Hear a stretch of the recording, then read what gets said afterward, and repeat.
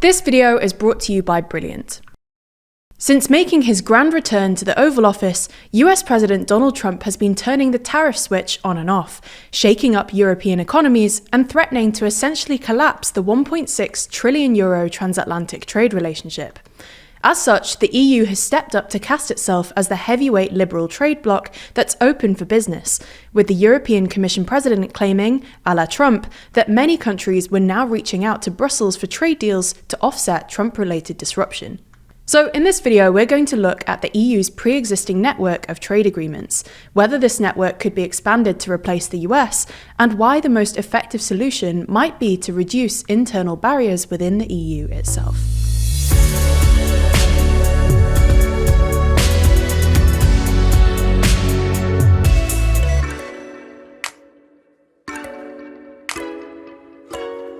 We've just published a new issue of our official magazine Too Long, which runs through the world's most influential people and how they wield their power, from Elon Musk's takeover to the power of Milei, or whether Jerome Powell can resist Trump. Read more by clicking the link in the description. First, let's start with some context. The US is the EU's largest export partner, accounting for around 20.6% of the bloc's total goods exports in 2024, with the most exported goods being pharmaceuticals and cars. Trump has slapped a 10% tariff across the board and a massive 25% on motor vehicles, which has seriously hit Europe's big manufacturing economies and could cause GDP to shrink by 1.6% in Germany and 0.8% in France, the bloc's two largest economies. What's more, it could get even worse. In 2 months, the US could reinstate its 20% tariffs on all EU imports, meaning less demand for these goods, which makes up around 2% of the EU's GDP. According to a worst-case scenario report by the Kiel Institute, if the US imposed 25% tariffs across the board and the EU retaliated, European exports could drop by about 17.5%. Still, with trade deals with some 74 international partners, the European Union has one of the largest networks of trade agreements in the world. In 2023, this network facilitated €7.6 trillion in trade, which is 16.1% of the global trade share, more than the bilateral trade that the EU does with both the US and China by a good margin. So the big question here is, if this rupture in the transatlantic trading relationship persists, can the EU use this network, or even add to it, to offset any economic harm? Well, unfortunately, none of the countries that the EU already has trade deals with can really replace the US in this respect, largely because none of them can match the demand that the US creates. Not only is the US an exceptionally wealthy country, but it also runs persistent trade deficits, meaning American consumers buy lots of European exports without Europeans buying equivalent amounts of American stuff.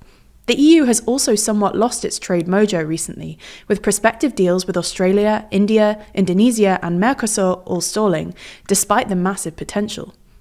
The main problem here is that it's really not an easy task to get 27 individual countries to agree on something, and the EU is short on political unity at the moment. Take the Mercosur deal, for instance, the South American bloc comprising Argentina, Bolivia, Brazil, Paraguay, and Uruguay. The deal, which would create one of the world's largest free trade zones, has been in the works for 25 years and has still not been clinched, exposing numerous rifts within the EU. Germany, for example, is a strong supporter of the deal and wants to see it concluded quickly, as it would open up Mercosur's protectionist market to German cars. On the other hand, France has held up the deal's progress due to staunch resistance from France's powerful farmers' lobby, which fears being undercut by a flood of agricultural goods from big South American producers. With that being said, Trump's tariff wars have apparently created a new sense of momentum. European Commission President Ursula von der Leyen, who said earlier in April that amid Trump's trade war, countries are lining up to work with the EU, called to strike a free trade agreement with India this year, launched or relaunched talks with the Philippines, Malaysia, Thailand, the United Arab Emirates, and others, and wrapped up talks on the Mercosur deal. In fact, some countries previously skeptical of the Mercosur deal have shifted towards the pro-deal camp, with the French trade minister telling Politico that Trump's trade war is a wake-up call on trade agreements. The odds of these deals happening are clearly rising, and this will probably be good for European consumers, who will get access to cheaper foreign goods. However, it might not be so good for European businesses and exporters, because, again, no other market can really provide as much demand as the US can. That is, except for the EU itself. Like America, the EU has a wealthy middle class that wants to spend lots of cash, but it's surprisingly hard for European businesses to reach these consumers because there are still lots of internal barriers to trade within the EU, despite the aspirations of the single market. When the European single market was originally conceived, the basic idea was that one big open market with free movement of goods, services, people, and capital would be better than lots of smaller markets within national economies. A single market would be better for consumers because there would be more competition and more choice, but also for businesses because it would be easier to do intra-continental trade and create a bigger consumer market to sell to. And yet, so far, the single market has failed to live up to its lofty aspirations, and progress has really stagnated since the Eurozone crisis, which has significantly weakened intra-European trade.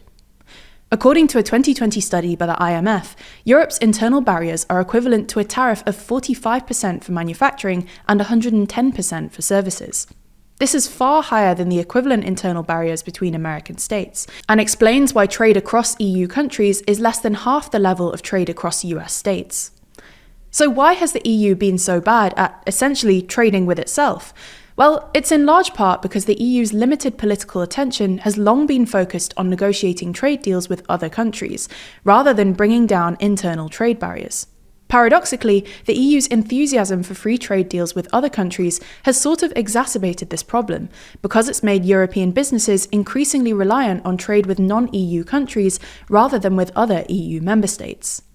It's also because national governments are increasingly reluctant to cede power to Brussels, and national regulations aren't well harmonised, which makes doing business in another European country surprisingly difficult. More recently, anxieties about immigration have put pressure on freedom of movement, one of the central tenets of the single market, and more EU countries have started imposing restrictions on cross-border travel.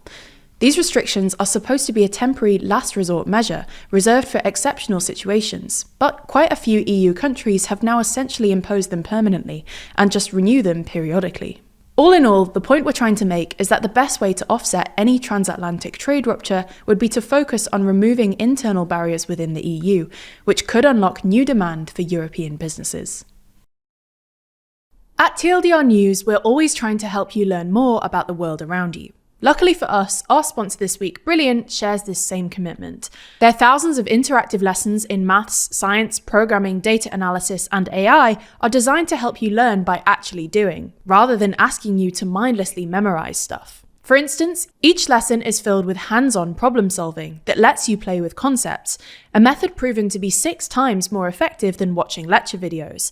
This helps you build your critical thinking skills and become a better thinker. Brilliant's newly updated maths courses help you establish a strong foundation in algebra. It then helps you build on this, teaching you how to conquer calculus, all while maintaining an emphasis on problem solving and reasoning. The thing I like best about this, though, is that their mathematical courses help you develop your mathematical intuition and fluency, skills that you can use in the real world.